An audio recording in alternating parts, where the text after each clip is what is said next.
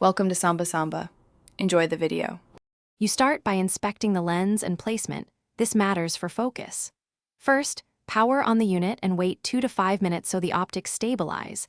Once done, remove any lens cap and gently clear visible dust with compressed air or a microfiber cloth. Next, move the projector so it sits perpendicular to the screen, avoiding large angles. This prevents keystone distortion that confuses the focus mechanism.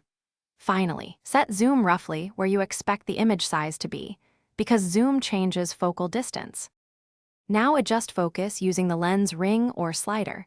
Turn it slowly in small increments while watching both the center and edges of the image, because center focus can differ from corner sharpness. Once you reach a coarse focus, adjust zoom to match the screen size. Make sure to recheck focus after zoom changes, since zoom alters focal distance.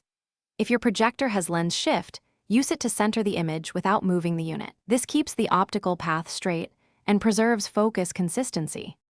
Finish by projecting a high-contrast test pattern, text, or grid, and fine-tune the focus until edges and letters are crisp across the screen. Make sure to let the unit stay warmed because thermal expansion can shift focus slightly. If you use autofocus, disable it and do manual adjustments for the best result. If focus still fails, reset optical settings or update firmware.